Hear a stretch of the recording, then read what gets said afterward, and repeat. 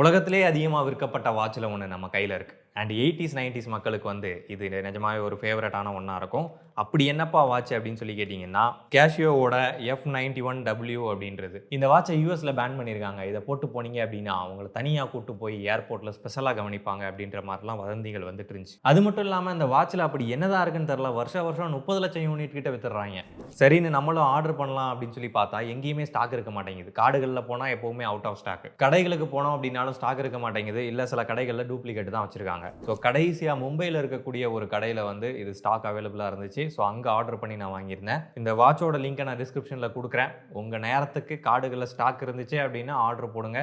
ஏன்னா இப்போதைக்கு இதோட விலை வந்து 1025 நினைக்கிறேன். பட் பின்னாடி ஒரு 20-30 வருஷம் கழிச்சு இது 1 லட்ச ரூபா 2 லட்ச ரூபா கூட போகிறதுக்கு வாய்ப்பு இருக்குது. ஏன்னா அவ்வளோ ஹைப் பண்ணி வச்சுருக்காங்க, அவ்வளோ டிமாண்டிங்கில் இருக்குது. ஏன்னா அதுக்கப்புறம் ஒரு ஆன்டிக் பீஸாக மாறிடும். ஸோ அதனால் உங்களோட வாட்ச் கலெக்ஷனில் இதையும் ஆட் பண்ணி வச்சுக்கிறது நல்லது. அது மட்டும் இல்லாமல் வெடித்து சிதறக்கூடிய பொருட்கள் எல்லாம் இந்த வாட்ச் தான் பயன்படுத்துகிறதா சொல்கிறாங்க. ஸோ நம்ம இன்னைக்கு இந்த வாட்சில் அப்படி என்ன தான் இருக்குது, இதில் ஏன் இவ்வளோ ஹைப் ஏற்றி வச்சுருக்காங்க, ஓப்பன் பண்ணி உள்ளே என்ன இருக்குது, அண்ட் அதோட நம்ம டூப்ளிகேட்டையும் கம்பேர் பண்ணி பார்க்க போகிறோம். ஸோ ஒரிஜினல் வாங்குறது, இந்த 1025 கொடுத்து வாங்குறது நிஜமாவே ஒர்த்தா அப்படின்றதையும் நம்ம தெரிஞ்சுக்கலாம்.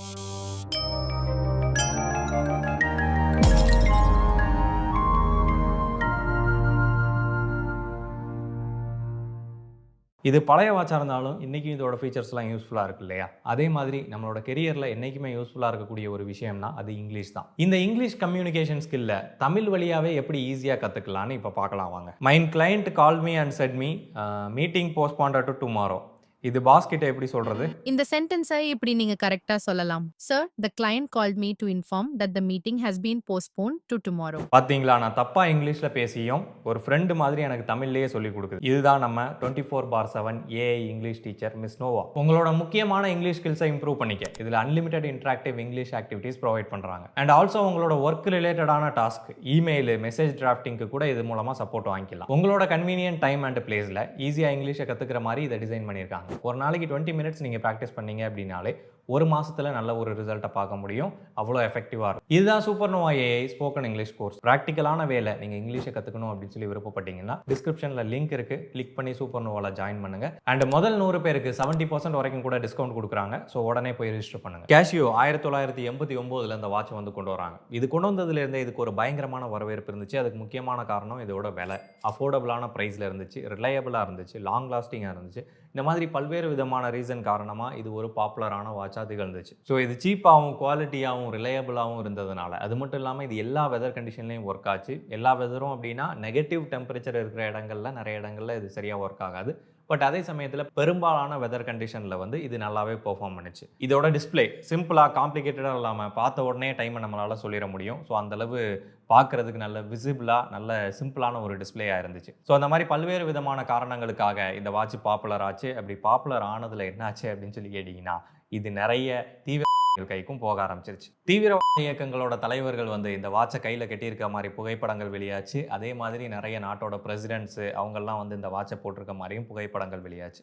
ஸோ இந்த மாதிரி சிம்பிளான ஒரு வாட்சை அவங்க பயன்படுத்தும் போது இதில் ஏதோ ஒன்று இருக்குது அப்படின்னு சொல்லிட்டு நிறைய மக்களும் இதை வாங்க ஆரம்பிச்சாங்க. அண்ட் அது மட்டும் இல்லாமல் வெடித்து சிதறக்கூடிய பொருட்களுக்கும் வந்து இந்த டைமரை தான் யூஸ் பண்ணியிருப்பாங்க. அது எப்படி அப்படின்றத கொஞ்சம் நேரத்தில் நான் ஓப்பன் பண்ணி சொல்கிறேன். அண்ட் இந்த வேலையில் நீங்கள் ஒரு அனலாக் வாட்ச், ஒரு 1000 ரூபாய்க்கு அனலாக் வாட்ச் போட்டு போகிறீங்க அப்படின்னா யாரும் பெருசாக கண்டுக்க மாட்டாங்க. அதே இந்த வாட்சை போட்டு போனீங்க அப்படின்னா இதோட விலை 1000 ரூபா தான். ஆனால் அவங்க என்ன நினைப்பாங்க அப்படின்னா, ஓ இவர் ஒரு வாட்ச் எந்தூசியாஸ்டிக் போல அப்படின்னு சொல்லி நினைப்பாங்க. அண்ட் அது மட்டும் இல்லாமல் இது கிரியேட் பண்ணுற சவுண்டு பயங்கர டெம்ப்டிங்காக இருக்கும்.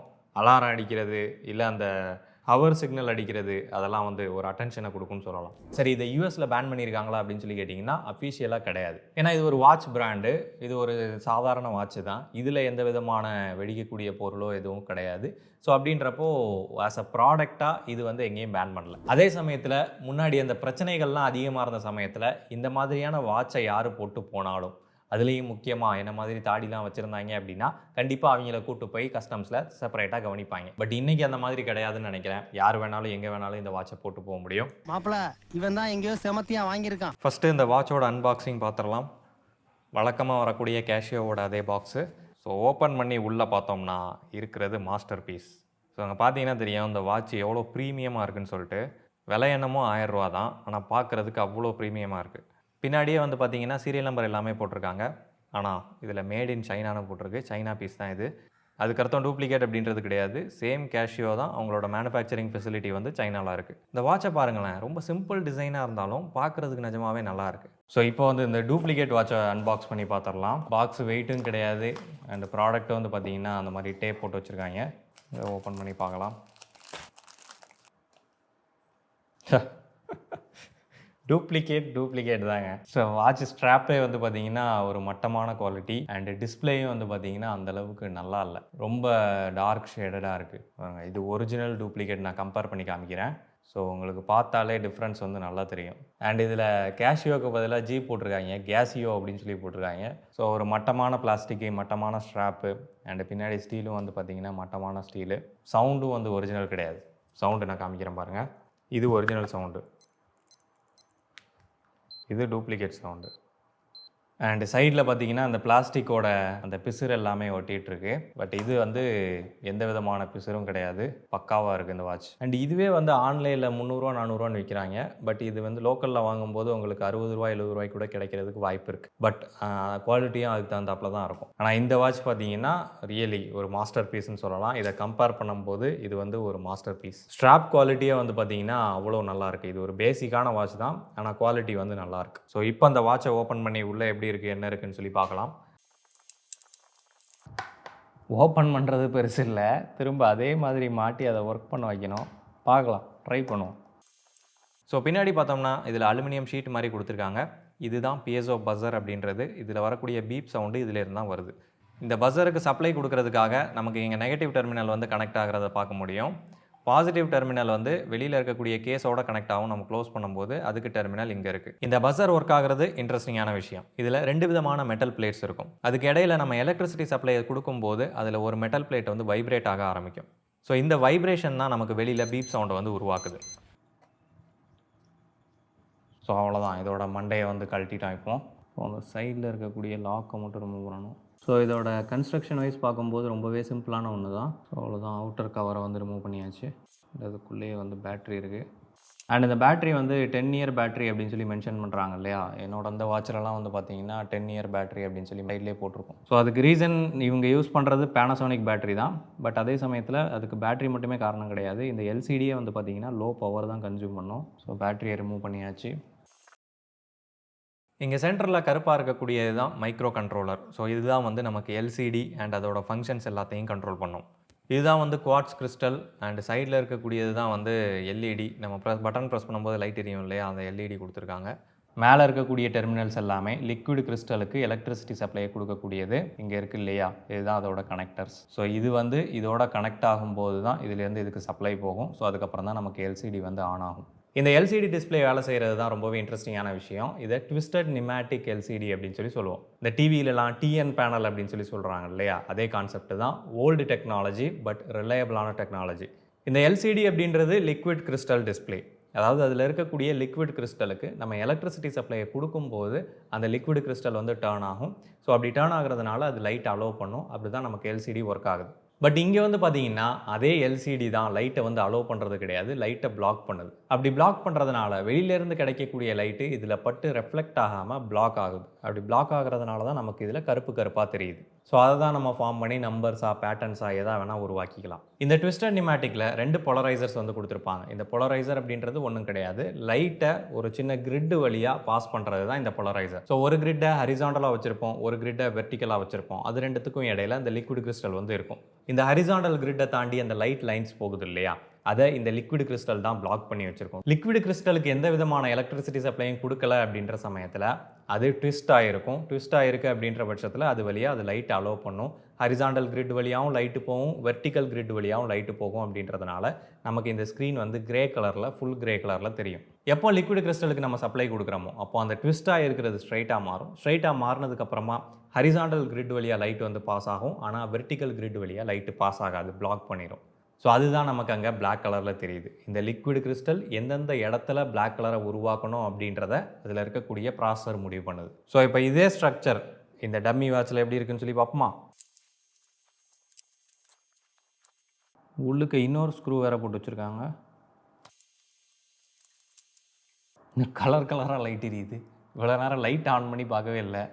இங்கே பாருங்கள், லைட் ஆன் பண்ணோம் அப்படின்னா அப்படியே ஜிகி ஜிகி ஜிகின்னு கலர் கலராக எரியுது.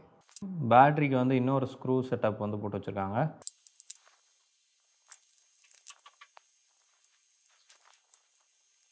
பேட்ரி வந்து பார்த்தோம்னா அதே CR2016 தான். அண்ட் இங்கே இருக்கக்கூடிய பேட்ரி வந்து பார்த்தீங்கன்னா பேனசோனிக் பேட்ரி. ஸோ இந்த ரெண்டுத்துக்கும் டிஃப்ரென்ஸ் வந்து பார்க்க முடியும். ஒன்று வந்து சைனீஸ் பேட்ரி, இன்னொன்று பேனசோனிக் பேட்ரி. அண்டு பிசிபிலையும் பார்த்தீங்க அப்படின்னா இதில் கோல்டு வந்து பிளேட்டிங் பண்ணியிருக்காங்க கான்டாக்ட்ஸ்க்கு எல்லாத்துக்கும். இதில் வந்து கோல்டு கிடையாது. ஒன்று சில்வராக இருக்கணும், இல்லைன்னா அலுமினியமாக இருக்கணும். அண்ட் அதே மாதிரி கிறிஸ்டல்ஸ் இதில் வந்து பார்த்தீங்கன்னா ப்ரீமியமான கிறிஸ்டல் யூஸ் பண்ணியிருக்காங்க. இதில் பெரிய லோக்கலான ஒரு கிறிஸ்டல் வந்து போட்டிருக்காங்க. அண்ட் அதே மாதிரி எல்சிடி அதுவும் வந்து ஒரு மட்டமான குவாலிட்டியில் தான் கொடுத்துருக்காங்க. அதோட எட்ஜஸ்லாம் வந்து ப்ராப்பராக இது பண்ணல. அண்டு உள்ளே இருக்கக்கூடிய அந்த பொலரைசருக்கும் இதுக்கும் டிஃப்ரென்ஸ் வந்து நல்லாவே தெரியுது. அண்ட் இந்த கான்டாக்ட்ஸும் லோ குவாலிட்டி கான்டாக்ட்ஸை வந்து யூஸ் பண்ணியிருக்காங்க. இப்போ இதெல்லாம் ப்ராப்பராக அசம்பிள் பண்ணி ஒர்க் ஆகுதான்னு செக் பண்ணணும், அதுதான் மேட்ரு. ஸோ ஃபஸ்ட்டு வந்து ஒரிஜினல் அசம்பிள் பண்ணிடலாம். ஸோ இதில் பேட்டரியை கனெக்ட் பண்ணுறதுக்கு சிம்பிளாக வந்து ஸ்டிக்கர் டைப்பில் தான் கொடுத்துருக்காங்க. மேபி அந்த ஒரிஜினாலிட்டி அப்படியே மெயின்டைன் பண்ணுறாங்களா இருக்கும். ஸோ பேட்டரியை மாட்டினோன்னா நமக்கு ஆன் ஆயிடுச்சு. சுற்றி ஒரு ரப்பர் ஸ்லீவ் வந்து கொடுத்துருக்காங்க. ஸோ இதுதான் தண்ணி உள்ளே போகாமல் பார்த்துக்கும் ஓரளவுக்கு. ஆக்சுவலாக இதுவும் வந்து வாட்டர் ப்ரூஃப்லாம் கிடையாது, வாட்டர் ரெசிஸ்ட் அவ்வளோதான். அப்புறமா நேரத்தை பொறுத்து வெடித்து சிதறக்கூடிய பொருட்கள் இருக்கு இல்லையா, அதுக்கு இந்த வாட்சை எப்படி யூஸ் பண்ணாங்க அப்படின்னா, அதோட அலாரம் டைம் வந்த உடனே அதோட பஸருக்கு வந்து சிக்னல் போகும். அந்த சிக்னல் அப்படியே எடுத்துகிட்டு வந்து நம்ம எக்ஸ்டர்னலாக யூஸ் பண்ணோம் அப்படின்னா நம்மளால் பண்ண முடியும். பட்டு அது எங்கே அந்த சிக்னல் வருது அப்படின்னு சொல்லி என்கிட்ட கேட்காதீங்க, நான் சொல்ல மாட்டேன், எனக்கு தெரியவும் தெரியாது. அப்புறமா என்ன இதிலையாவது இழுத்து விட்டு போயிடாதீங்க. This is for educational purposes only. So அவ்வளோதான், ஃபிக்ஸ் பண்ணியாச்சு. இப்போ பார்த்தீங்கன்னா வாட்ச் வந்து நல்லாவே ஓடுது. இப்போ இந்த டம்மி வாட்சை ஃபிக்ஸ் பண்ணிடுவோமா? பட் இந்த டூப்ளிகேட் வாட்சில் ஒரு விஷயம் சொல்லியே ஆகணும். இதில் வந்து ஒரு இம்ப்ரூவ்மெண்ட் வந்து பண்ணியிருக்காங்க. என்னென்னா அந்த பேட்டரியோட கவர். ஏன்னா கேஷுவலாக பார்த்தீங்கன்னா பேட்டரியை டைட்டாக பிடிக்கிறதுக்கு எதுவும் கிடையாது அந்த கவரை மாட்டுறதுக்கு முன்னாடி வரைக்கும். ஸோ அது வந்துட்டு பேட்டரி ஒழுங்காக நிற்காது, ஏடா கூடாமல் ஆடிட்டே கிடக்கும். 2 ஸ்க்ரூ தான் உட்காருது. இந்த பிளாஸ்டிக்கே வந்து போயிருச்சு. பார்த்தீங்கன்னா பிளாஸ்டிக்கே மட்டமான குவாலிட்டியில் கொடுத்துருக்காங்க. சும்மா அப்படியே வச்சு கனெக்ட் பண்ண வேண்டியதான். இவங்களோட ஐடியா நல்லா இருக்குது, என்ன குவாலிட்டி தான் மட்டமாக இருக்குது. ஸோ இப்போ பார்த்தீங்கன்னா எல்சிடி வந்து ஆன் ஆயிடுச்சு. இப்போ வாட்ச் உள்ளே ஃபிக்ஸ் பண்ணிடலாம். அண்ட் இதில் வந்து அந்த வாட்டர் ப்ரூஃப்கான ரப்பர் வந்து கொடுக்கல. ஸோ தண்ணி லேசாக பட்டாலும் சோலி முடிஞ்சிடும். அண்ட் இந்த ஸ்க்ரூவும் வந்து சுற்றுது, அந்த பிளாஸ்டிக்கில் நிற்க மாட்டேங்குது. ஸோ நம்ம ஓப்பன் பண்ணி பார்த்த வரைக்கும் இந்த வாட்சில் ஸ்பெஷல் அப்படின்னு சொல்லி எதுவுமே கிடையாது. என்னது ஸ்பெஷல் அப்படின்னு சொல்லி கேட்டிங்கன்னா இந்த வாட்சோட குவாலிட்டி. அவங்க கொடுத்துருக்கக்கூடிய பிசிபியாக இருக்கட்டும், அதில் இருக்கக்கூடிய கோல்டு கான்டாக்ட்ஸாக இருக்கட்டும், அண்ட் வெளியில் இருக்கக்கூடிய ரப்பர் ஸ்ட்ராப்பு, பிளாஸ்டிக்கு, பேட்ரி, இது எல்லாமே வந்து குவாலிட்டியாக கொடுத்துருக்காங்க. ஸோ அதனால தான் ஒரு பேசிக்கான சிம்பிளான ப்ராடக்ட் கூட வருஷ கணக்கில் கூட நமக்கு வருது. உதாரணமாக இந்த வாட்ச் கிட்டத்தட்ட 7-8 வருஷமாக நான் யூஸ் பண்ணிகிட்டு இருக்கேன். இது வரைக்கும் பேட்டரி கூட சேஞ்ச் பண்ணதில்லை. ரீசெண்டாக இதோட எல்சிடி கூட போயிடுச்சு அப்படின்னு சொல்லியிருந்தேன். பட் அந்த ரிஃப்ளெக்டிவ் ஷீட் தான் ப்ராப்ளமாக இருந்துச்சு. அதை பற்றி ஒரு ஷார்ட்ஸ் வீடியோவும் போட்டிருப்போம். ஸோ அதை நானே வந்து பிச்சு விட்டுட்டு இப்போ அந்த வாட்ச் ஒர்க் ஆகுது. ஸோ அந்த வாட்சை நம்ம எங்கே எப்படி வியர் பண்ணிட்டு போனாலும் இது ஒரு ப்ரீமியமான லுக்கை தான் கொடுக்கும். அதுக்கு முக்கியமான காரணம், இது எவ்வளவு சிம்பிளான வாட்சாக இருந்தாலும் சரி இதோட குவாலிட்டி வந்து பெட்டராக இருக்குது. இதோட பேட்டரி வருஷக்கணக்கில் வர்றதுக்கான முக்கியமான காரணம் இந்த எல்சிடி ஸ்க்ரீன் இருக்கு இல்லையா, இது கன்சியூம் பண்ணக்கூடிய பவர். இருக்கிறதுலே கம்மியான அளவு பவரை தான் இது கன்சியூம் பண்ணும். மைக்ரோ வாட்டுக்கும் கீழே தான் இது வந்து பவரை கன்சியூம் பண்ணுது. ஸோ அந்த பேட்டரி கன்சிஸ்டண்ட்டாக லோவர் பவரை தான் சப்ளை பண்ணிகிட்டு இருக்கு அப்படின்றதுனால இது 10 வருஷம் 15 வருஷம் கூட வரும். ஈவன் அதையும் தாண்டி பேட்டரி போயிருச்சுன்னா கூட இதை மாற்றுறது ரொம்பவே சிம்பிளாக 4 ஸ்க்ரூ ரிமூவ் பண்ணிட்டு வேறு பேட்டரியை ரிப்ளேஸ் பண்ணோம் அப்படின்னா அது இன்னொரு 10 வருஷம் வரும். ஸோ ரிலையபிளாக லாங் லாஸ்டிங்காக ஒர்க் ஆகக்கூடிய வாட்ச். ஸோ ஒரு ப்ராடக்ட்டோட குவாலிட்டி நல்லா இருக்கும் போது ஆட்டோமேட்டிக்காக அதோட பாப்புலாரிட்டியும் இன்க்ரீஸ் ஆகும் அப்படின்றதுக்கு இது ஒரு நல்ல உதாரணம். ஸோ நீங்கள் இந்த வாட்சை பற்றி என்ன நினைக்கிறீங்க அப்படின்றத கமெண்ட்டில் சொல்லுங்கள். இவ்வளோதான் அந்த வீடியோ உங்களுக்கு பிடிச்சிருக்கும் புரிஞ்சிருக்கும் அப்படின்னு சொல்லி நம்புகிறேன். இன்ஜினியரிங் ஃபேக்ட் சேனலுக்கு சப்ஸ்கிரைப் பண்ணுங்கள். நன்றி.